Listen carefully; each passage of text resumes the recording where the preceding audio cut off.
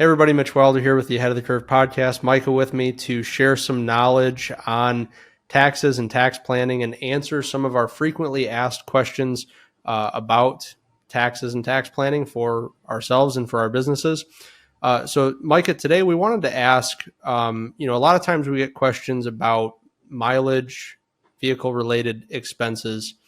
Should I take the deduction for the expenses or should I take the mileage deduction?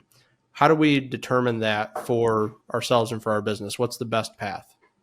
Yeah, so it's sort of a multivariable thing, but so just as to back up, I guess, you're able to take actual expenses on a vehicle, which are repairs, maintenance, you depreciate the vehicle between 1 year to 5 years, depending on the make and model, insurance, property taxes, all of that, anything that's going into the actual expense of the vehicle, or you can take the standard mileage rate. And for 2023, the standard mileage rate is 65.5 cents per mile. So for the majority of people, that 65.5 cents or whatever the mileage rate is, whatever year you end up watching this, is typically a pretty generous factor. That's usually more than what the actual expenses end up being by, in some cases, a pretty good margin. But you've got to look at what vehicle you're going to be purchasing. And you sort of give it an extreme example is just to illustrate. But if you bought a Prius for $10,000 or something, and you're going to drive it 100,000 miles a year, and it ends up being a pretty reliable one, so you don't have a ton of maintenance. Well, between the gas efficiency, the price of the car, so that $10,000 purchase price, it goes into the actual expenses. Well, you're driving 100,000 miles a year. That's 65,000 odd dollars of mileage expense you could take. It's hard to envision any scenario where your actual expenses would be more than that. Good point. Unless the thing is just a clunker and is breaking down like crazy. You have weekly maintenance on it. Right. By the end of the year, you've replaced the entire vehicle. The entire car, just one board at a time. But on the flip side, you could think of someone Micah, who's buying. Hold on. Did you say one board at a time? Are you under the impression that cars are made out of boards? No, no, for the record, no. But no, that's the old expression of like you're replacing a board on a ship. Like at what point does it become I gotcha. But on the flip side of that, let's say you buy some big, F-350 that costs you $80,000 and gets 6 miles to the gallon, and it's a diesel truck. And you can see these scenarios where the taxes, the purchase price, the gas efficiency, all of those things where the actual expenses could be really, really high.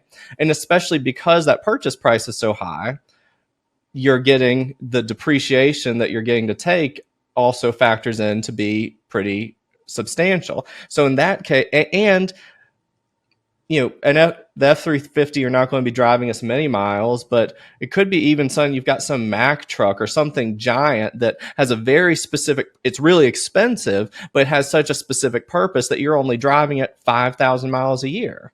Sure. So when you factor in all of that, cool, 65.5 cents is good for the majority of vehicles, but for your vehicle and with how little you're driving, it's very, very hard to justify it. Makes so those are the main things. Sometimes you just kind of do like a quick cost benefit analysis based on the mileage and vehicle expenses. That's where we always start, and most of the time that's going to be that's all you will need to do. If you're having a very good year and you're purchasing a vehicle that could qualify for Section 179 depreciation, where you could expense a greater portion or maybe the entirety of the vehicle's purchase price in the first year, then that just becomes another factor we have to look at of, okay, really expensive vehicle qualifies for fully being expensed the first year, and we're having a good year. And it will be tempting for people to want to buy the heavier vehicle, depreciate it all in the first year, and take those actual expenses because you get this huge write-off in the year of purchase. But what people won't realize and won't factor in is that if you want to take the standard mileage rate, you have to, in any year, you have to take in the year of purchase. After, if you take the standard mileage rate the first year, after that, you can toggle back and forth between actual expenses and the standard mileage rate, but you can't take actual expenses and then shift to the mileage. And the That's a reason for really that is, good nuanced piece of information. yeah, and the reason for that is that built into the standard mileage rate is depreciation in on the vehicle. Right. So if they didn't have that limitation, what people would do is buy a Fully vehicle, depreciate it. fully depreciate it in the first year, and then the next year switch to the mileage rate, in which case you're effectively double dipping on that depreciation.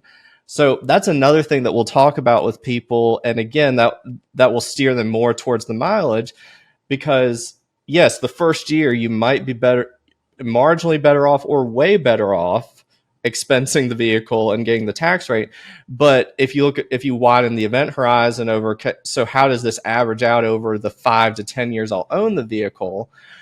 Then again, not in every case, but in a lot of cases, the mileage, if you average it out over the life of the vehicle, what the tax deduction you get, the mileage will catch up pretty quickly. So again, just it's something to talk over with your accountant, but it's not a hugely complicated calculation. It's more just looking at the Thinking vehicle you're ahead purchasing and your usage and, over the life of it. Yeah. I've seen instances where, an employee may be using their own personal vehicle for work. How does the write-off work or the deduction work in that instance? So if it's just the employee who's using it and isn't being reimbursed, there's no tax deduction for that anymore. Okay. It used to be prior, when they did the Tax Cuts and Jobs Act in 2017 and effective 2018, employees, it was subject to a threshold of 2% of your adjusted gross income, but you could write off unreimbursed employee expenses. That's just gone now. So if you're an employee who's wanting to get some value for the business use of your car, then your employer is going to need to write you a check for some kind of mileage or gas reimbursement or something, some kind, because then they're able to write that off as a business expense. And it's tax-free income to you, because it's not really income, it's just a reimbursement. But you have to work that out with your employer, because otherwise you can be driving 100,000 miles a year for work on your personal vehicle, but there's no mechanism for you to write that off if you're a W-2 employee. Got it. Good. I'm glad we touched on that. Last question on that before we go away from it. Again, this is something I'm not sure if this is allowed anymore with some of those changes. What about an instance where, and at least I've heard of this, I don't know, again, how this works, but let's say that you're like a C-level executive and you're not really driving a lot, right? Do some of those vehicle expenses sometimes fall under like an executive perk or an executive, what can package? happen, and we don't deal with that as much, just given that we're dealing directly with the businesses, but a lot of times those are considered fringe benefits, and depending on how, I think it's either considered a taxable fringe benefit if the employee doesn't present any sort of mileage log of that they're using it for business and the business use. If there's not some substantiation of that, my recollection is that then whatever the value of the usually these are leases, whatever the value of the leases gets put on their paycheck as imputed income, as a non-cash but taxable benefit to them. But if they do submit the mileage logs to the employer, I think then it gets prorated on the percentage of business use. But that's something we don't do. That's usually a payroll company will deal with that, and a benefits administrator. And you don't see that as much until you're getting with pretty large companies. And yeah. Okay. Well, I was curious because I've seen a couple, people negotiate that into their wages, sure. And it's like, I'm curious, what's the tax viewpoint on that? Yeah. And it's a great thing to negotiate. You just need to be aware that it's not tax free. Sure. But of course, I can't imagine that there's like Social Security tax coming out of that. It's just probably just a standard rate of tax on that. Well, it's whatever the value viewed as income. It's just a taxable benefit. But that is being viewed as income. Okay, got it. So Yeah, like if it's $1,000 a month lease, that's being viewed as income.